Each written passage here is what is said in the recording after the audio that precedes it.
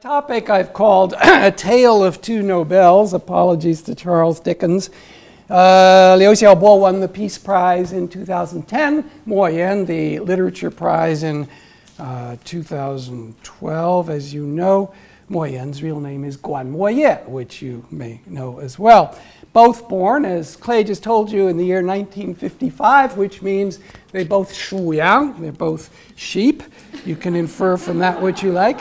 I want to start by sharing, you probably know all this, but why Nobel Prizes are so important in China especially. They're important anywhere, of course, but especially in China with its quasi-self-narrated version of its recent history with humiliation by foreigners and so on, and now that China rises, there's a tremendous thirst, not only in the government, but pretty widespread, for symbols of international respect. Olympic gold medals are so important, partly for this reason. Nobel Prizes, of course, are important for the same kind of reason. The underlying insecurity, if you will, that tremendous thirst shows is especially poignant, I think, for the Literature Prize, where, after all, China hands over determination of its value in cultural matters to a committee of Swedes, who one of them knows Chinese, the others don't. Moyen also won the Maodun Prize in 2010, but I don't think anyone in China, and I bet Moyen, in fact, I'm confident that Moyen himself doesn't, value the Maodun Prize more than his Nobel Prize. Yet, the record for China has been very frustrating in the search for Nobel Prizes. There have been 8 Chinese who have won Nobel Prizes in the natural sciences. 6 of these, though, were citizens of Western countries when they won: the US, the UK, and France. The other 2 were officially citizens of Taiwan, Yang Zhenying and Li Zhengdao, later very friendly with the PRC government, but still there's no homegrown Nobel Prize winner there. There is one Chinese Peace Prize winner before Liu Xiaobo. Who knows? Dalai Lama, yeah. Which is a special dilemma for the government, because you can't exactly say, well, he's not Chinese, because then you're implying perhaps Tibet is not China. So that's awkward. The Literature Prize has had a number of close calls, especially from the regime's point of view, before Moyen finally got it. Pearl Buck won in 1938. Not exactly Chinese, but half Chinese. She grew up in China and spoke Chinese, wrote about China, wrote well about China, at least when she was writing carefully. Some of her later stuff was a little bit flaky. But I don't have to tell you that it doesn't scratch the itch for Chinese people that Pearl Buck won. Lao Shuo, 1968. You all know the wonderful Beijing Hua writer Lao Shuo. In 1968, I can't promise you that this is true, but it's widely enough said by people that I more or less trust that I think it probably is basically true. He was on the list. And Sweden sent a cable to Beijing, to their embassy, and said, can you confirm for us that Lao Shuo is still living, because you have to be alive to win the Nobel Prize.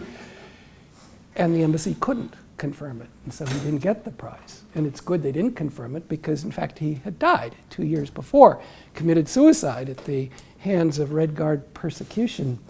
Shen Zongwan, and I do have stronger evidence here, was on the short list. That's not your foot. Shen Zongwan, a wonderful writer about West Hunan culture, hill culture. I'm not going to spend time introducing all these writers for you, but a very good, deserving Chinese writer, was on the short list in 1988 and 1988, would likely have got the prize had it not been that he died too, right before that decision was made. The member of the Nobel Committee who reads Chinese, Goran Malmquist, has told me this, so I think that's most likely true. Then Gao Xingjian wins the prize. In the year 2000, Gao Xingjian grew up in Beijing. His parents were scholars of French literature. He knew French from his early years. The trouble with that is, well, there were two.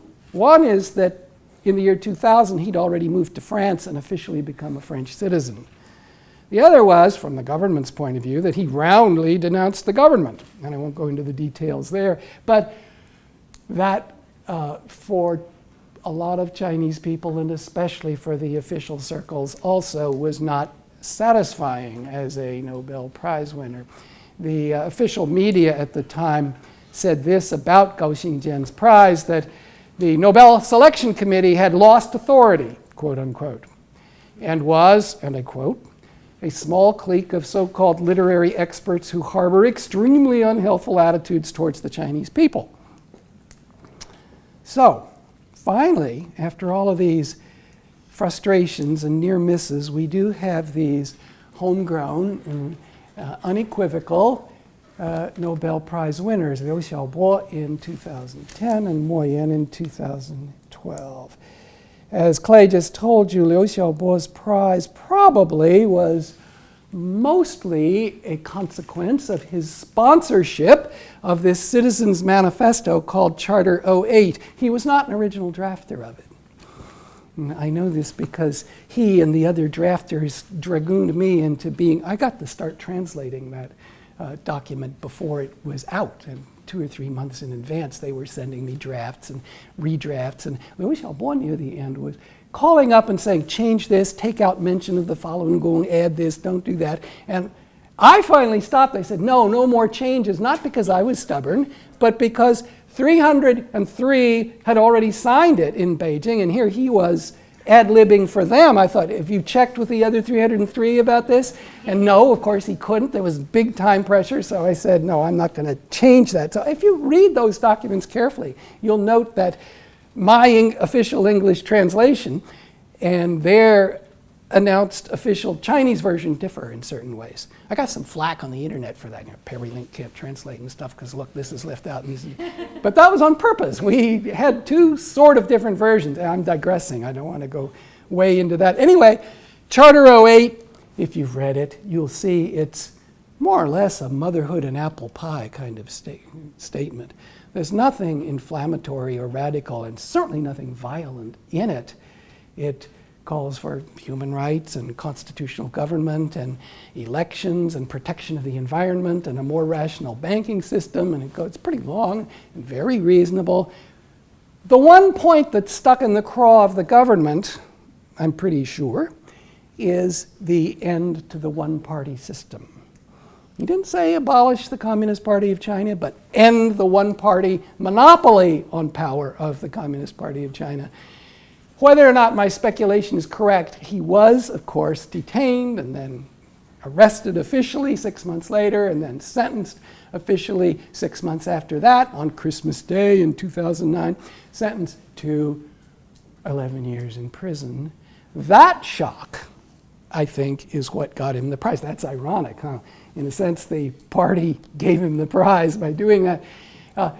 It drew the attention of world-level peaceniks, Václav Havel, the Dalai Lama, Desmond Tutu. These people wrote separately and jointly to Stockholm saying, we support his nomination. And then one thing led to another. So the Charter 08 leads to the prison sentence, which leads to his winning the Nobel Prize.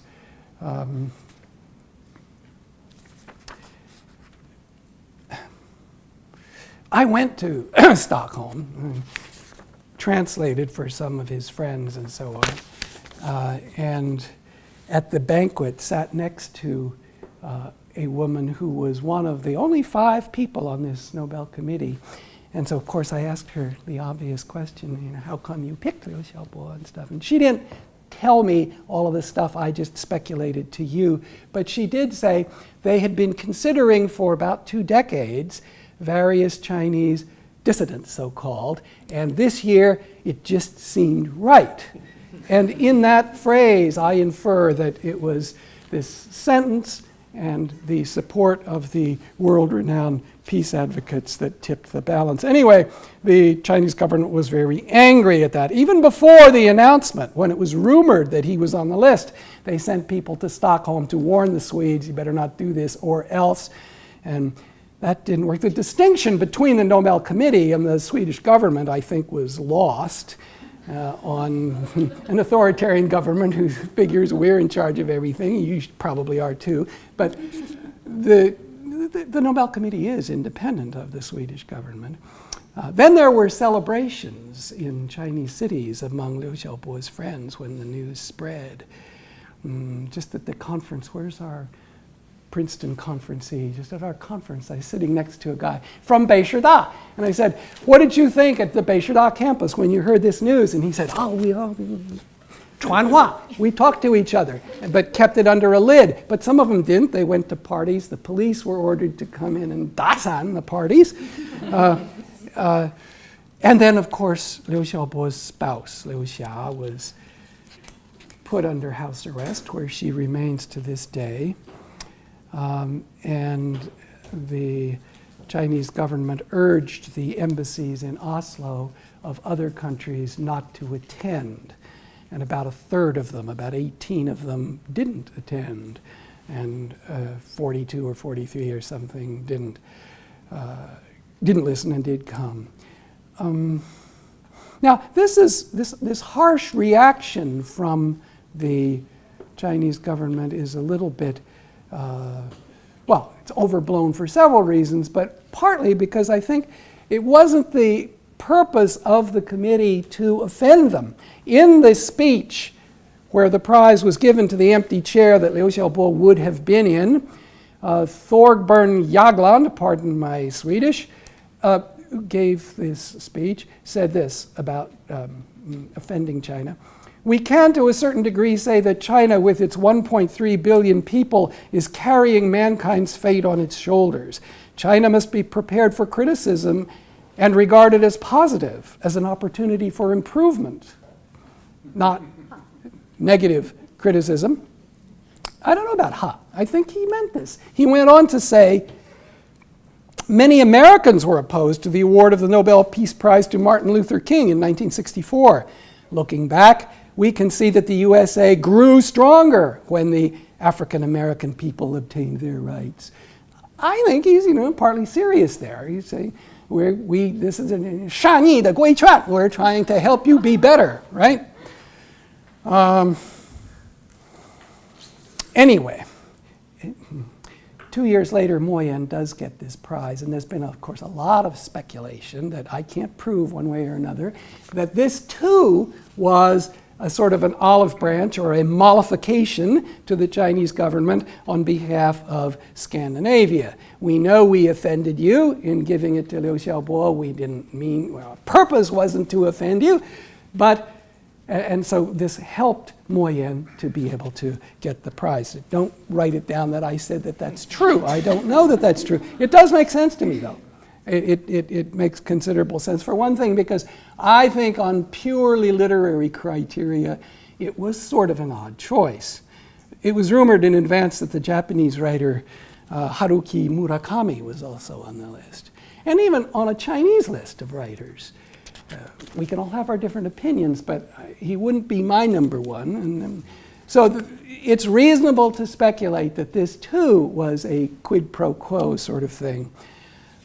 Anyway, the reaction in Beijing to this announcement was quite different. Li Changchun, who was on the Politburo at the time, wrote a letter to the Chinese Writers Association, the official writers group in China, saying that this prize was not only an embodiment of the flourishing progress of Chinese literature, but also an embodiment of the continuing rise in the overall strength of our state in its international influence. So co-opting this prestige to build the prestige of the state. Other media said that finally a mainstream, quote-unquote, Chinese had won the Nobel Prize, for which the Chinese people have waited too long.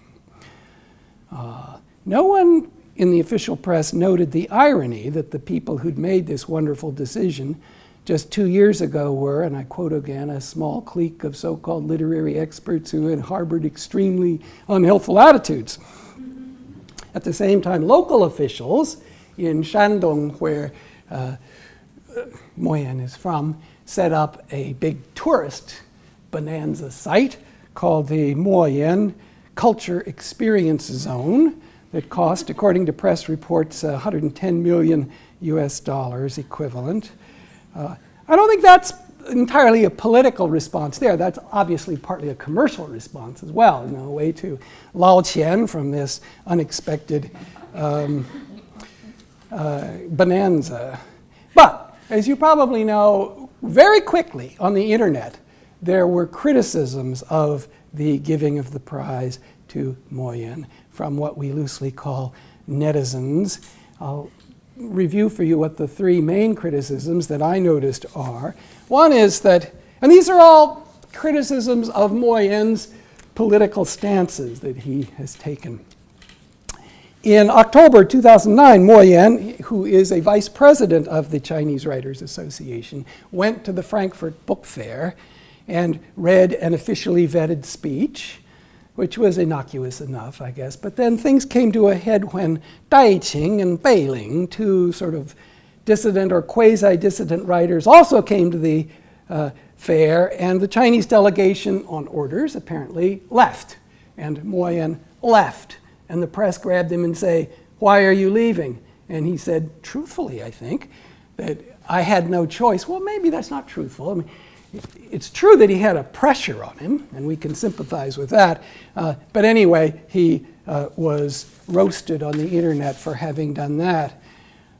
In 2009, when Liu Xiaobo's when his sentence was announced, one of his friends, a woman named Cui Weiping, who is a professor of Chinese film in Beijing, did a telephone survey among prominent Beijing intellectuals saying, "What do you think of an 11-year prison sentence for this peaceful advocate?" And it's a no-brainer question, but of course it's a very difficult question, because to think one thing is one thing, to say it and to allow Cui Weiping to publicize it is quite another thing. So she always asked, "Can I publicize what you say?" And a lot of writers did say, "That's an outrageous sentence." I can't remember all the different things they said. And yes, you can quote me. She called up Moyen, and he said, and I quote, "I'm not clear on the details and would rather not comment. I have guests at home right now, and I'm busy." And she asked, "Can I publicize that comment?" And he said, "Yes." It's the approval of the publication of the comment that's almost more important than the comment itself. Then in June 2012, this is less than a year ago, the 60th anniversary of Mao Zedong's famous talks at Yan'an, that for many years, from the time of the talks until after Chairman Mao died, were the official statement of, you'd call them the shackles for Chinese writers. And when I first worked in China for an extended period of time in 79, 80, working on scar literature at the time, all the writers, all the intellectuals were utterly contemptuous of these talks at Yan'an and felt so great that now we're liberated from it. Well, but now 60 years later, the 作家出版社 decides we're going to have a celebration of these talks, and we're going to invite prominent writers to copy them, and everyone gets 2 or 3 pages or something, and Moyen's invited and he copies. Others didn't, including some of China's better writers. Wang Anyi said, no thanks, I'm not going to copy. But he did, not only did he copy, he said the talks in their time had historical necessity and played a positive role. Okay. What I want to do next is look at the origins of these two Nobel Prize winners very briefly, up to 1989, which was a turning point for both of them. Both born in 1955, Liu Xiaobo from Changchun in the northeast. He was 11 years old when Mao Zedong closed his schools. The Cultural Revolution closed all the schools. And many Chinese intellectuals have bemoaned the loss of their youthful education here. Liu Xiaobo said later that he thought that was a good thing. It was a blessing in disguise because he's a bookworm. And in editing this book, I think I was surprised to learn how much he's read. He really is I'd always thought of him as a kind of a gadfly, kind of stimulating trouble for its own sake and stuff. No, he is that. But he is a really well-read person. And he started reading in his youth. And he, in retrospect, said, I'm lucky I didn't have to go to school because I could read more good stuff, not having to read the official curriculum. And the most important lesson I learned was the lesson of 独立思考, independent thinking. He went to Jilin University in 1978 when the universities were opened again, not having gone to high school, self-taught, went to the Chinese department. 4 years later, went to do graduate study at Beishida. And 6 years after that, finished his PhD. Even while he was a grad student, though, he got famous. The first time I heard of him was a news report where he got in a public fight with Wang Meng at a conference, talking back to Wang Meng. People in those days, and probably even now, don't talk back to Wang Meng in public. Liu Xiaobo's character, though, you can tell is of that kind. He likes to look in your face and say, you're nuts, that's crazy, but not have it be personal. And his philosophy that I'll get to in a moment is this, no enemies, no hatred, but by the way, what you said sucks, So, as a grad student, he was already famous for, he's called Heima, a black horse of the Wentan, of the literary scene through those years. All through those years, though, he had an assumption that he later criticized, which is that the West can be the yardstick for China's progress. Chinese intellectuals don't think for themselves. Out in the West, they do. China has an authoritarian government with these problems. There's better governments out in the West. And then in 1988, he went to Singapore, then stopped in Hong Kong and went to Oslo, and then back to New York. And this trip, about more than half a year abroad, changed his view of that idea of using the West as a yardstick. When he got to Oslo, he went to a Chinese film conference with European sinologists in attendance and concluded that 98% of them are useless. They don't speak Chinese, for one. And they're very too willing just to accept at face value the government's view of things. Then he went to New York as a visiting scholar at Columbia University in the winter of 88, 89 and into the spring, and was smitten for reasons that he tells us in part, and he's got an essay in the book about this, but are part still unclear to me.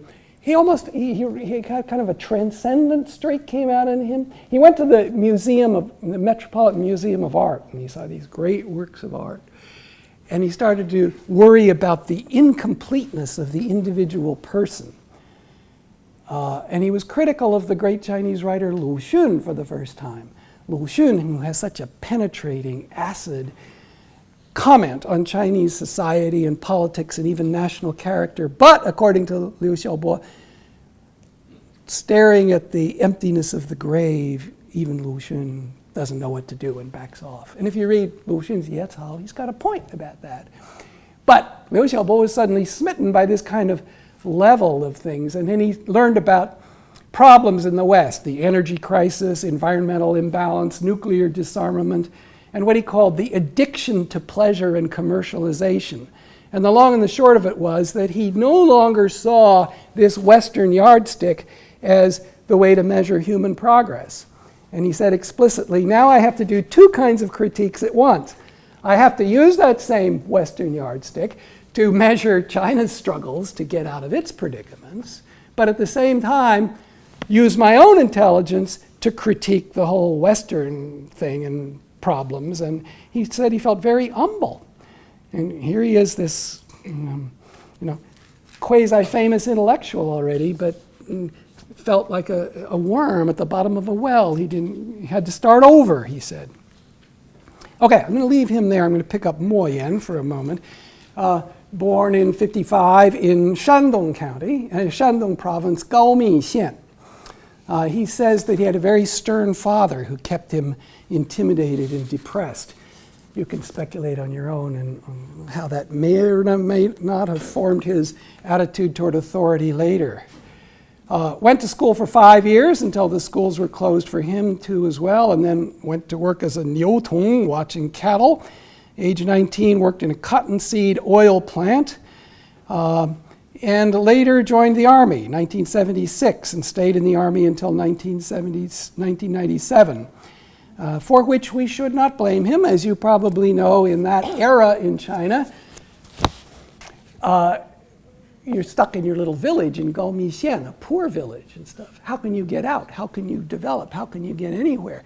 It's hard to go to school. It's almost impossible to go to college, very low rates. Joining the Army was one way to get out, and he did.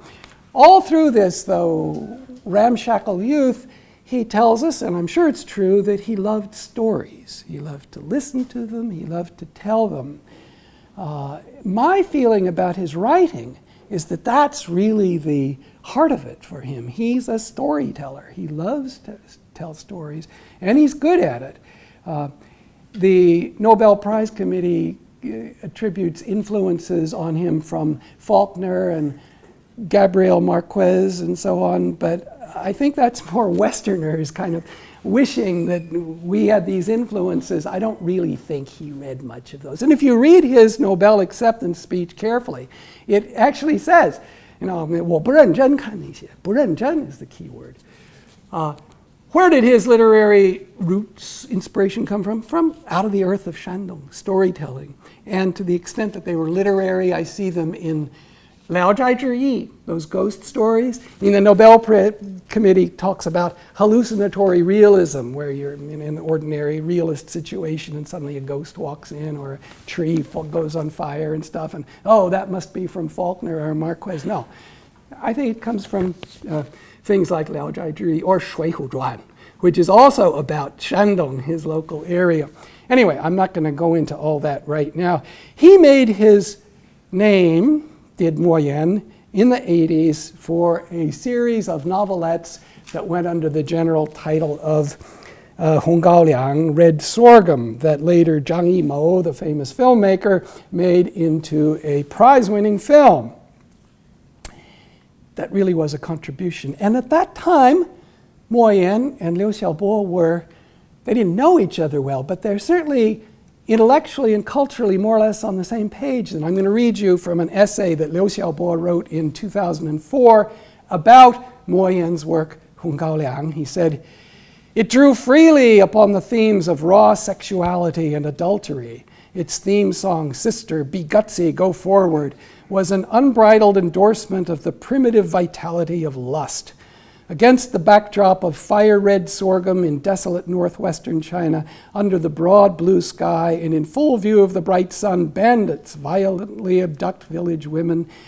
Wild adultery happens in the sorghum fields. Bandits murder one another in competition for women. Male laborers magically produced the widely renowned 6 Mile Red by urinating into the heroes, brewing wine, and so on." If you've seen the movie, I'm sure Stan knows this movie very much. This is all there. And Liu Xiaobo says, that red sorghum could win prizes symbolizes a change in national attitudes towards sex. Erotic display had come to be seen as exuberant vitality. Mo Yan later points out, sort of in defense of his cooperation with the government, that he took a lot of flack for red sorghum, and he did at the time. He broke 2 taboos. One was to be that blunt and open about sex. And the other, from a political point of view, I think is even more important. he sort of deconstructed the official communist view of how peasants had resisted the Japanese. This story is set in the war against Japan. And of course, the standard version of that is Youjidui, and we annihilated them and we always win. Here, the peasants suffer, and they tell on each other. And one of them gets skinned alive in the movie. That movie is, I've never seen a movie with a harder scene to look at than that one. All right, that's not the official communist version of how the peasants resisted the Japanese. So he did take flack for that. But now we get to 1989, a turning point for both of them. And with Liu Xiaobo, I think I left you with the impression that even before he left for Beijing, he was turning, he'd made a turn about this not using the West as his yardstick anymore. There are a few other quotes I wanted to read you about why he, oh no, here they are, right, okay. Let's pick him up in New York again.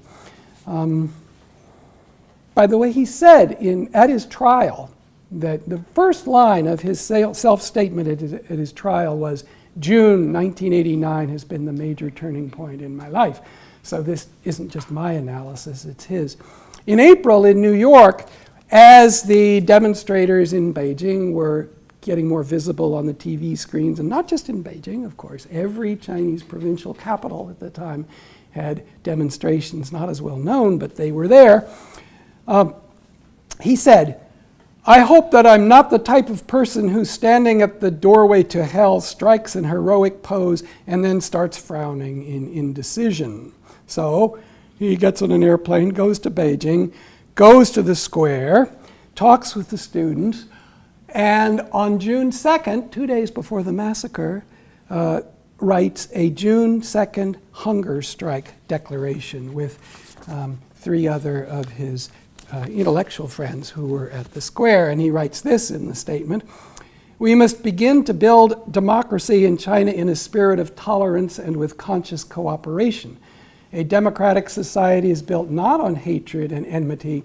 It is built on consultation, debate, and voting that are carried out on a basis of mutual respect, tolerance, and willingness to compromise. And motherhood and apple pie kind of statement again. 2 days before the massacre, which of course he didn't know when he was writing this, but then when it came, it really put to the test this phrase about willingness to compromise. And as the troops came in down Chang'anjie, past Muxidi, and there were reports already of killings, he compromised. He and his other June 2nd hunger strikers went to the Chinese military authorities and said, let's arrange an exit for the remaining students at the square, because some of the students at the square were still ready to die and all of that kind of language. And that worked, and they did leave, and nobody was massacred in the square. And how many lives did he save by that compromise? We don't know. Dozens, certainly, maybe hundreds. Anyway, the next thing he did, he later really came to regret. And that was after engineering this exit, this peaceful exit from the square, he went to the diplomatic quarter and took refuge with a Latin American diplomat friend of his. And later he blamed himself intensely for this, because he said ones who stayed behind in the square to help the others themselves lost their lives or went to prison and so on. And he, the famous intellectual, was hiding in the diplomatic quarter, and that was a terrible mistake. So ever since then, he's had this image of the ghosts of Tiananmen who hover over his moral consciousness. And one way this shows is that every year on the anniversary of the massacre, he writes a poem. I'm sure he did it last June, too, in prison where he is now, although we don't have that poem. We have the ones up to the time when he did go, most recently, into prison. A man named Jeffrey Yang has translated and collected these in a book, by the way. Anyway, I'm going to read you from the poem that he wrote on the 10th anniversary in 1999. This is called 站在时间的诅咒中 standing in the blamings of time, if you will. It's a long poem. I'm just going to read you the first lump of it. To me, standing amid the execrations of time, that day seems so strange. 10 years ago this day, dawn, a bloody shirt. Sun, a torn calendar. All eyes upon this single page. The world, an outraged stare. Time tolerates no naivete. The dead rage and howl till Earth's throat grows hoarse. Gripping the prison bars, he was in prison in Dalian at the time. This moment I must wail in grief, for I fear the next, so much I have no tears for it. Remembering them, the innocent dead, I must thrust a dagger calmly into my eyes, must purchase with blindness a clarity of the brain, for that bone-devouring memory is best expressed by refusal. And it goes on. This is one stanza out of about 10. Moyen, after 1989, also made a turn in his life, both politically and in literature. Since then, he wrote 8 long novels and dozens of short stories. I haven't tried to count them. But made the decision to stay tidrine, inside the system, which of course most Chinese writers most of the time do. Making larger or smaller accommodations to official guidelines, even as one needs to present the public appearance that one's doing no such thing. He went in 1991 to get a master's degree in literature from Beijing Normal University, which is poignant because that's the same place that Liu Xiaobo had been a lecturer. I failed to mention that when he did his PhD, it was such a hit in 1988. Everybody came, all the big professors, they gave him Liu Xiao, stay at the school to be a lecturer. It's a big honor in China. And he was a very popular lecturer until all of this happened. Then he was fired as soon as, he went to prison right after June 4th for 7 months in the Qincheng prison in Beijing. And when he came out, he was told that he was fired. But meanwhile, Moyen went there and got an MA degree. You can see that from Beishida's point of view, too. They have to play within the system. So our black sheep guy was an embarrassment, so we'll take in another one, and not just Moyen, others, to try to even the keel, as it were. Anyway, Moyen's new challenge after 89 was to find a new literary voice, something to make his name on. Now, if you go back to the 80s and read Sorghum, the 80s were a time when not just Moyen, but the commonest way to make your name as a Chinese writer in the 80s was to 打破禁区, break into forbidden zones, it was called. All these forbidden zones during Mao, and you say there was corruption, there was violence in the Cultural Revolution.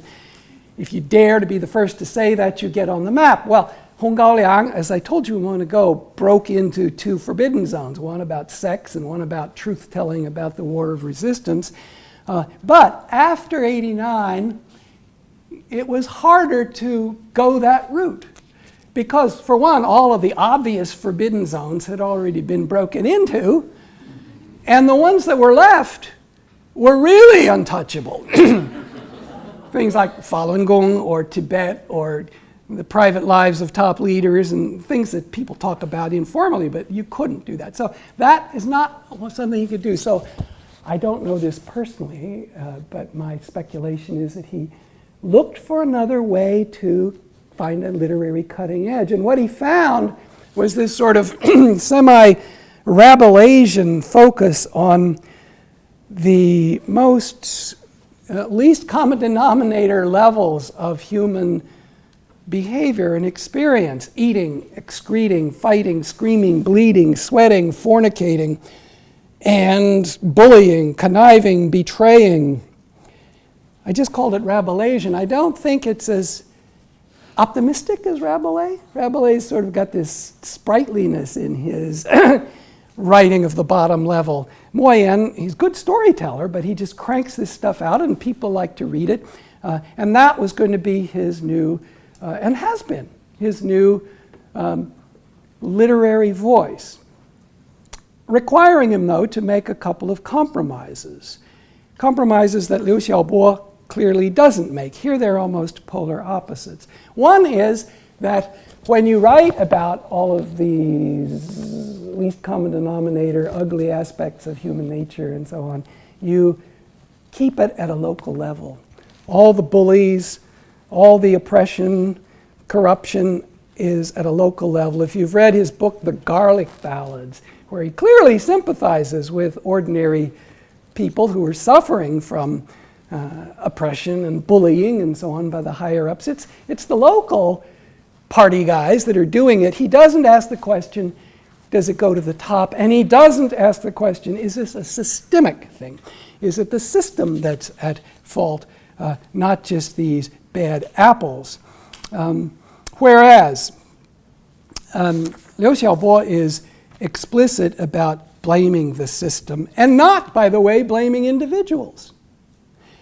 This is the hallmark of his final statement at his trial, where he said this: "I have no enemies and no hatred. None of the police who have watched, arrested, or interrogated me, none of the small fry in the system, none of the prosecutors who have indicted me, and none of the judges who will judge me are my enemies. We're all trapped in a system. You guys too." An idealistic thing to kind of say, and maybe not completely sincere, right? He wants this to be his belief. I can't believe that in his gut he really does like those guys so much. And he took a lot of flack from his friends. He said, "You can't say that. Those guys are SOBs. Don't just say that they're innocent victims of the system as you are." But anyway, that is his view, and it's, as you can see, polar opposite of the Moyen view of blame it on the moral failings of the little guys and don't ask about the system. The other area of compromise that Moyen makes, and here I'll tip my own hand, I don't like it when he does this, and you won't have any trouble perceiving this, I suppose, is that he makes fun of painful things. When I studied scar literature in the late 70s and early 80s, I found this was a pretty common phenomenon. We've just been through this 10年浩劫, all these terrible experiences in the Cultural Revolution, and when we write about it, we either do it superficially, or we look askance, or we use modernist language so that people don't quite know what we really mean, or we use history to borrow a metaphor, but we don't look at it, right? Moyen's way of not looking at it is to crack jokes. I'll give you an example from his long novel called 丰乳肥臀, Full Breasts and Fat Butts, you might translate it, which is a panoramic novel, goes from the 30s all the way to the end of the 20th century, and it leaves him the problem of, what do I do when I get to the Great Leap Famine or the Cultural Revolution? He gets to the Great Leap Famine in chapter 6 of this novel, and you all know about the Great Leap Famine and how it was caused by top-down instructions that you can plant rice close together and that you can interbreed things. Trofim Lysenko, the Soviet agronomist, somehow got word to Mao Zedong that you could do things like cross pumpkins and tomatoes in order to get giant tomatoes and stuff. So, food for fun, to be sure. And here's what Moyen does with it in 丰乳肥臀.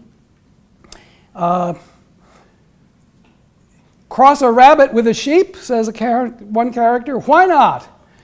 A volunteer speaks up and says, "Sheep sperm into a rabbit is nothing. I don't care if you want me to inject Director Ludi's sperm into a sow's womb."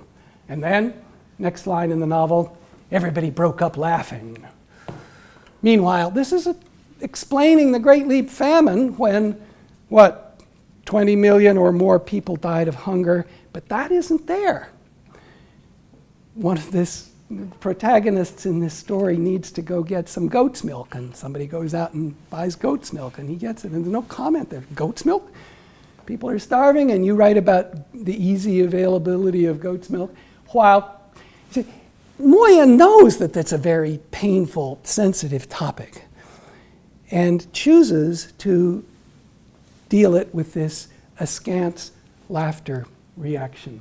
Another example is from his novel called 生死疲劳, Exhausted by Life and Death, which is another panoramic novel that goes through these years. And when we get to the Cultural Revolution here, we see a victim of public humiliation up on stage for 4 pages being taunted by the people below stage, after which the crowd laughed uproariously. And then he has to eat a turnip that represents a, quote, fake donkey dick. This is because he's accused of having impregnated a donkey. All right, food for fun, to be sure. And his defenders, including the Nobel Prize Committee, refer to black humor. Well, I'll leave to you whether you want to consider this kind of thing black humor. I can't but think of the ones who really did suffer from these things and then watch it be described in this askance sort of way. And I also think the Chinese regime likes this kind of askance look at sensitive problems. 小骂大帮忙 is a regular kind of principle in Chinese literary control. 你不同意？我完全同意。你完全同意。Okay. Liu Xiaobo refers to this problem in an essay written in 2004. He says, sarcasm has turned into a kind of spiritual massage that numbs people's consciences and paralyzes their memories. It's that function of this daft hilarity that bothers me. Now, I want to spend a few minutes just saying what Moyen's defenders say about this. The main defense of Moyen that he uses and his defenders use, including my very dear friend Howard Goldblatt, by the way. I exchanged emails with Howard about all of this in question period. If you want to know that story, I'll tell it. But they say that this Nobel Prize is for art, not politics. So, Perry Link, you're pulling in all this politics, and so are the netizens on the internet. You know, leave the guy alone and art for art's sake. That's how you have to evaluate it. And I'm going to rebut that on a couple of grounds, 3 actually. One is, it's not obvious that the Nobel Prize is only for art. The original statement from Mr. Nobel, with whom I have no particular sympathy or anything, but his original statement said that the prize will be, quote, for the person who shall have produced in the field of literature the most outstanding work in an ideal direction. I don't know if it was English or Swedish, but that's an awkward phrase, right? In an ideal direction. But it does cast doubt on the notion that the purpose of the prize should be completely separate from ideals, right? And when you have somebody whose voice, ever since the early 90s, has been, you know, this lowest level common denominator of human nature, and you say this gets a prize for an ideal direction, I think there's room for argument there. Secondly, I won't give to Moyen the claim that he is separate from politics. He himself is involved in it. Of course, any Chinese writer has to be, but he goes farther than you have to be when he does this kind of daft hilarity response to tragedies in Chinese history. And I think you can also say, or at least speculate, that he benefits from the involvement of politics in literature in getting the Nobel Prize, because I still think there is considerable plausibility to the notion that the reason he was chosen is a political consideration about the feelings of the people whom we've just insulted by giving the other prize to Liu Xiaobo. And third, and I could talk a long time here, but won't because it's already past 5 o'clock. Even as a pure artist, it seems to me highly questionable. If you art for art's sake, if that's your standard, and you want to talk about metaphor and craft and so on, I would put Bai Xianyong ahead of him. Bai Xianyong is still living. I would put Ha Jin, even though he writes in English, he's a Chinese writer. very elegant craft in his stories. And among Chinese writers in China, Jia Pinghua's language is much neater and better considered than Moyen's, just on literary grounds. So, I'm not ready to just set aside what is called politics and say that, yes, he deserved the prize for art itself. Although I have to say, too, I'm not really opposed to his having gotten the prize. You know, I've taught Chinese literature for 2.5 decades now, and I regularly, all along, have taught 1 or 2 Moyen stories every time I do. He has some very charming stories that are certainly worth reading. And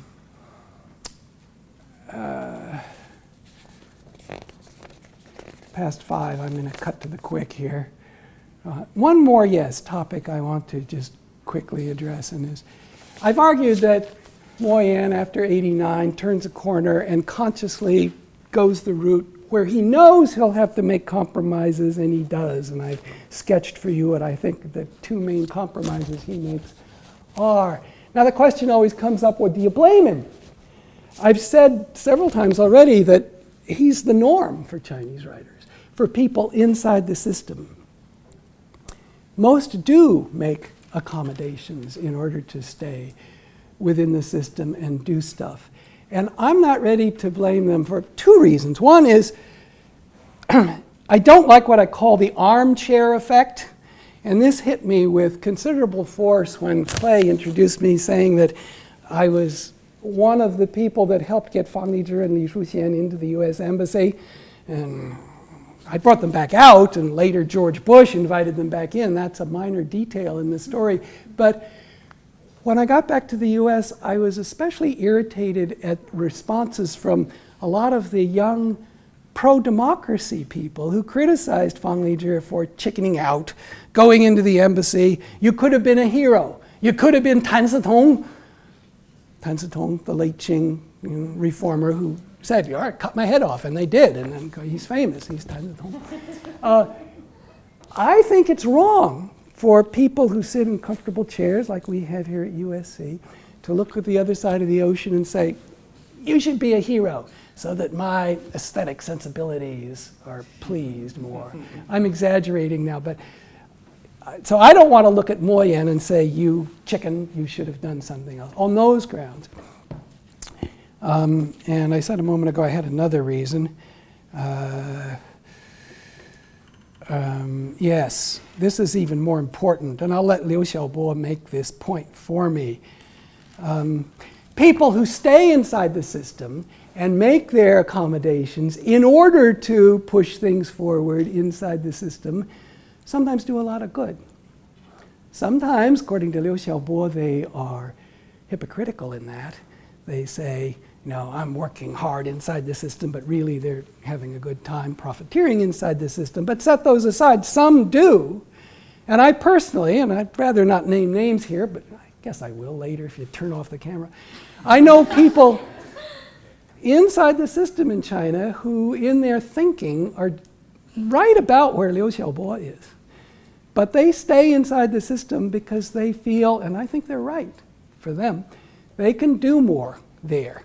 Liu Xiaobo writes about this kind of person in an essay that 2006, this is in our book as well. When people like me, who engage in high-profile confrontation with the regime, hear about people who are staying inside the system, perhaps pursuing matters in more low-key ways, the high-profile people should view the efforts of the low-key people not as errors, but as contributions that are complementary to their own.